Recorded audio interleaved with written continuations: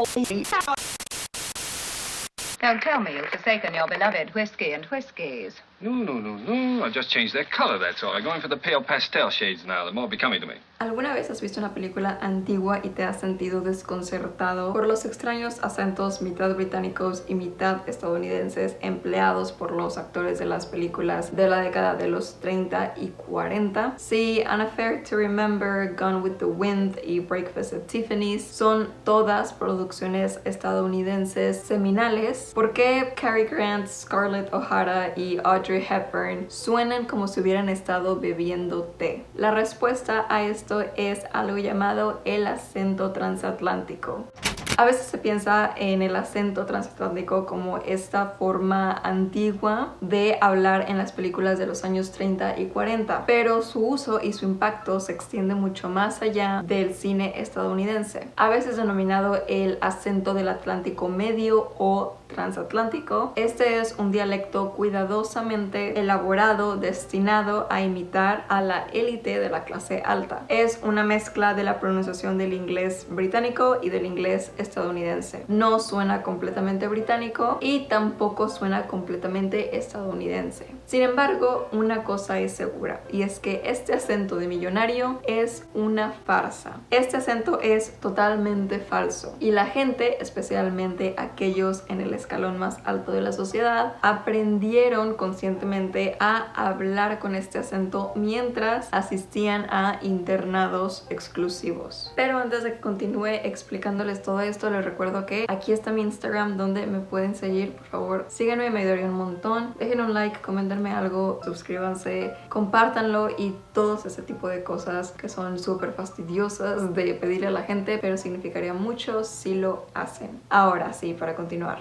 El chiste es que no hay ciudad en el mundo que exista donde la gente crezca hablando el inglés de esta manera. En cambio, obtienes el acento solamente con una de estas tres maneras. Uno, o aprendes el acento a propósito con entrenamiento, que es la manera en la que los actores solían hacerlo. Dos, creces o vives a ambos lados del Atlántico, pero esto no necesariamente puede conducir a un acento transatlántico, sino puede conducir a unas variaciones incluso más extrañas. O número 3, y es que agarras el acento en uno de los mejores internados de Estados Unidos antes de la década de 1960. Aunque se dice que el fonético William Tilley creó este elegante acento a principios del siglo XX, tomando lo que él creía que eran los aspectos más prestigiosos del acento británico correcto, como los del inglés estadounidense estándar, para crear así algo llamado el inglés mundial o el acento transatlántico. De hecho, la verdad es que este acento se puede encontrar incluso en el siglo XIX, cuando las familias ricas americanas empezaron a mandar a sus hijos a estudiar a Inglaterra. Entonces, pues bueno, estos niños cuando regresaban a casa a Estados Unidos, pues regresaban con un acento, con una mezcla del estadounidense y del británico. Por lo tanto, se veía ante la sociedad como un signo de su educación cosmopolita. Entre las clases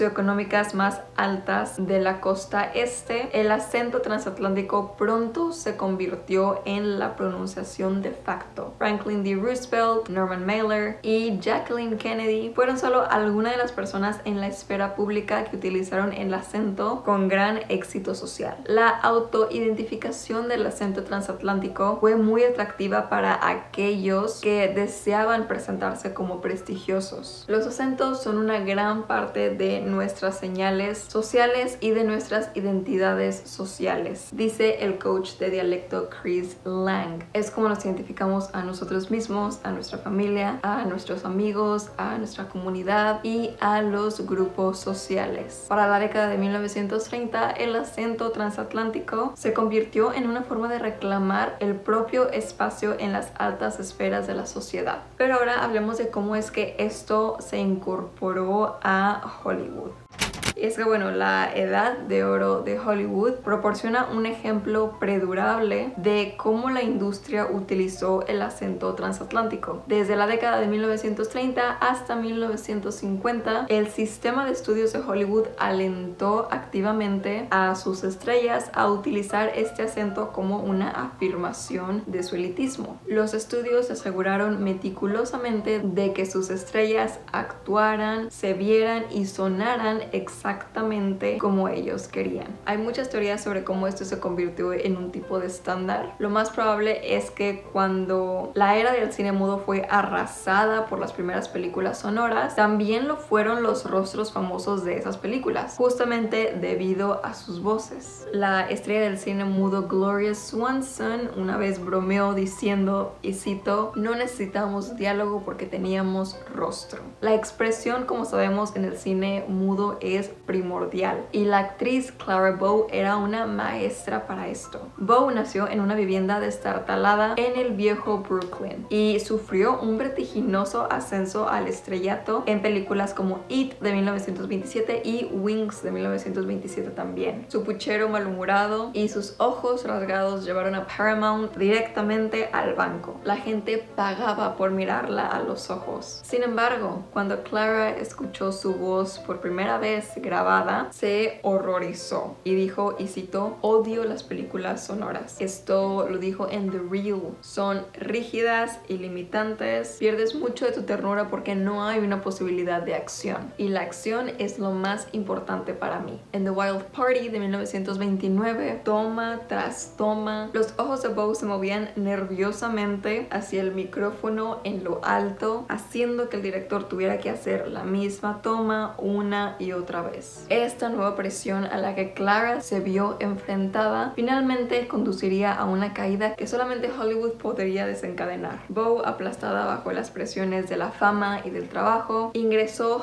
en un sanatorio en 1930 y a los 25 años su carrera había terminado. Pero no importa, porque el cine sonoro no iba a necesitar de Clara Bow. Ya sea que esta transición del cine mudo al habla fuera o no un catalizador para un estándar de la industria, Speak with Distinction de Edith Skinner, publicado por primera vez en 1942, coronó la lengua común del teatro con acento de la alta sociedad. Skinner, nacida en New Brunswick, Canadá, fue entrenadora de voz y consultora de actores de Broadway. Después de estudiar fonética en la Universidad de Columbia, comenzó a ayudar a Margaret Prendergast McLean, una importante consultora de oratoria escénica, y pronto ganó una reputación nacional, convirtiéndose en la instructora de referencia para todo lo relacionado con el habla y con la dicción. El acento de sociedad de Katharine Hepburn es un ejemplo perfecto del acento del Atlántico Medio. Hepburn buscó a su coach de nuevo después de que la despidieran de su primera producción en 1928, cuando ella insistía en balbucear apresuradamente sus líneas. En un artículo del New Yorker de 1935, un perfil sobre los métodos diafragmáticos de Duff, su coach, revela un poquito más sobre la deficiencia de Hepburn. Y cito, "La señorita Hepburn descuidó los fundamentos de Duff. Además, habiendo estado en Hollywood y lejos de la instrucción regular, la señorita Hepburn había permitido que su diafragma se desviara. Cuando regresó al este para hacer el lago, estaba mal ajustada y su mandíbula y lengua no estaban libres. Pero la señorita Hepburn tiene carácter. Inmediatamente volvió a la señorita Duff y a los fundamentos". El alejamiento de estos fundamentos resultó en un popurrí de discursos en la pantalla grande. El timbre falso de Katharine Hepburn es un porcentaje más alto de estadounidense que de británico. Es bastante similar a la R ligeramente más dura de Claudette Colbert en It Happened One Night de 1934. Sin embargo, donde el acento difiere enormemente aquí es entre los hombres. Cary Grant, que a menudo se dice que es el blueprint en el acento transatlántico, en realidad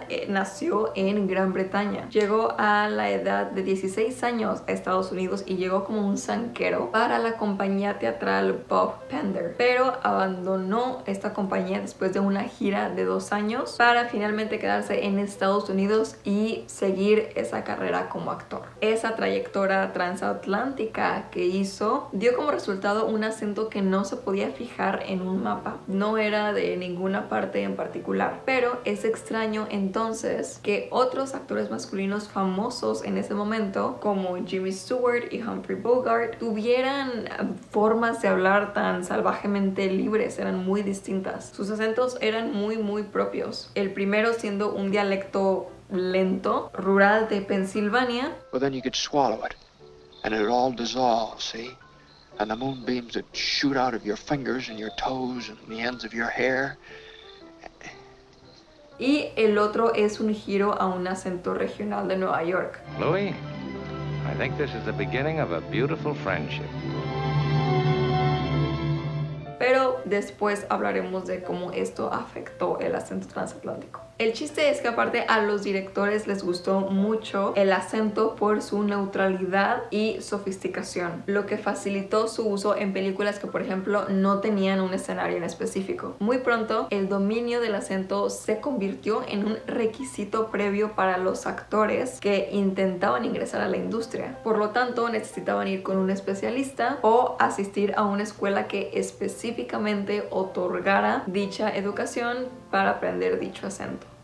Entonces, bueno, ¿cómo murió este acento? Y es que justamente fue gracias a este tipo de actores con sus propios acentos como Bogart, que entonces los estadounidenses empezaron a verse reflejados en el cine. El acento del Atlántico Medio estuvo muy de moda hasta su abrupto declive después de la Segunda Guerra Mundial. Enseñado en escuelas, el acento se había vuelto común en la América fuera de la pantalla, pero más personas empezaban a hablar como hablan hoy en día, con acentos desarrollados regionalmente como el Boston Bremen o el Locust Valley Lockjaw. El rechazo de este acento transatlántico también fue en parte como que un rechazo al clasismo. Las figuras rimbobantes de la sociedad estadounidense que se deleitaban con la lengua vernácula fueron superadas por el hombre común. Esta idealización del comportamiento lingüístico de los Estados Unidos de la clase alta continuó todavía en algunas películas de Hollywood hasta finales de los años 40 y 50. Perdió su posición con el surgimiento de una nueva generación de estrellas de cine que, como todos los demás, se acercaban cada vez más a el tipo de inglés estadounidense neutral que escuchamos hoy en día. Como mencioné, el público dejó de utilizar el acento transatlántico a finales de la Segunda Guerra Mundial, cuando también las escuelas públicas comenzaron a eliminarlo de los estudios, pero aún así algunas estrellas de cine que querían alinear su imagen y su nombre con la elegancia continuaron usándolo. Katharine Hepburn, por ejemplo, siguió utilizándolo toda su vida, incluso cuando ya no estaba de moda. El acento, sin embargo, cayó aún más en desgracia tras la introducción del método y otras técnicas de actuación modernas. La popularidad de estos estilos naturalistas criticó la artificialidad del acento transatlántico. A mediados de los 40, los estadounidenses ya no aceptaban el argumento de la neutralidad. El acento transatlántico dificultaba saber en qué calle creció alguien, pero pues bueno, probablemente era una calle con altas vallas blancas y costosas escuelas privadas. A través del éxito de un par de actores destacados que carecían notablemente del acento transatlántico, incluidos Jimmy Stewart y Humphrey Bogart, los estadounidenses finalmente se empezaron a ver reflejados en la pantalla grande y pronto el clasismo inherente del acento comenzó a ser rechazado. Para finales de los años 50 el acento había desaparecido casi por completo. Entonces, bueno, obviamente para los 50 ya casi había desaparecido, para los 60 ya totalmente, ya casi no lo podías encontrar y así sucesivamente hasta el día de hoy, que ya de plano nadie, ningún actor habla de esa manera, a menos que sea como en tono de burla. Pero aún así yo les quiero hablar de cómo lograr este acento. A mí en lo personal me gusta un montón cómo suena, entonces vamos a hablar un poquito de eso.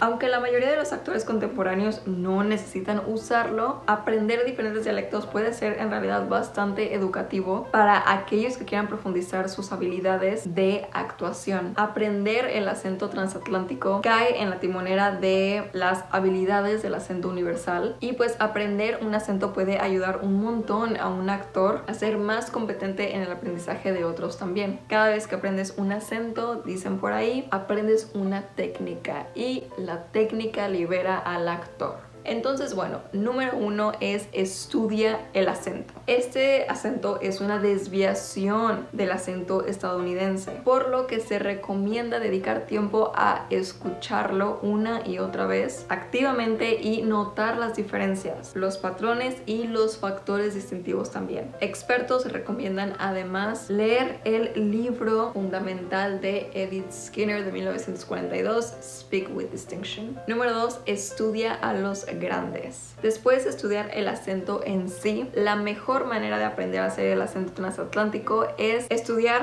cómo lo interpretan actores y actrices como Hepburn, Bette Davis, Vincent Price, Christopher Plummer, Cary Grant, todos estos tipos de nombres grandes. Puedes hacer este útil ejercicio donde reproduces ya sea la película o un video de alguna escena donde se usa el acento transatlántico, lo pones a la mitad de la velocidad y muteas, o sea, silencias el video, porque el sonido no es lo más importante primero. En lugar de dirigir tu atención al sonido que están haciendo, considera cómo se mueve el acento a través del actor y cómo habita en su cuerpo. Concéntrate en cómo los hablantes usan sus instrumentos de articulación, o sea, la lengua, los dientes, los labios, el paladar blando, el paladar duro y la mandíbula. Número 3, usa sonidos de vocales largas y suaves, como por ejemplo, en lugar de decir father, dices father. Número 4, elimina la R al final de las palabras, como por ejemplo, en lugar de decir theater, dices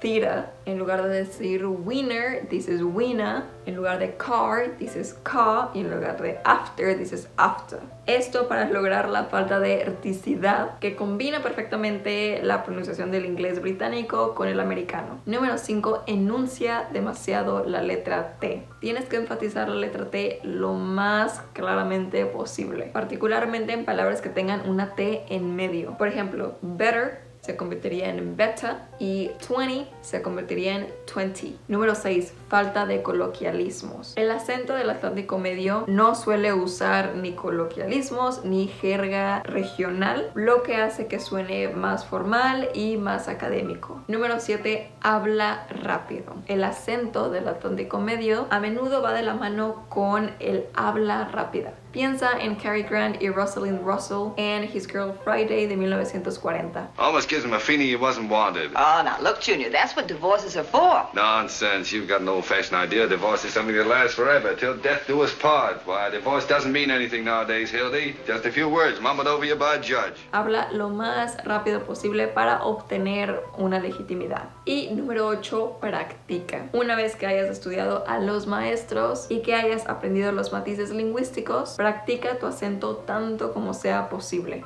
Y bueno, finalmente veamos unos ejemplos famosos. Tenemos a Katharine Hepburn como Tracy Lord en The Philadelphia Story de 1940. Hepburn era conocida por su uso del acento transatlántico a lo largo de su carrera y de su vida. Verla en The Philadelphia Story es un gran punto de partida para los actores que quieren estudiar este estilo de articulación. Hello. Fancy seeing you here.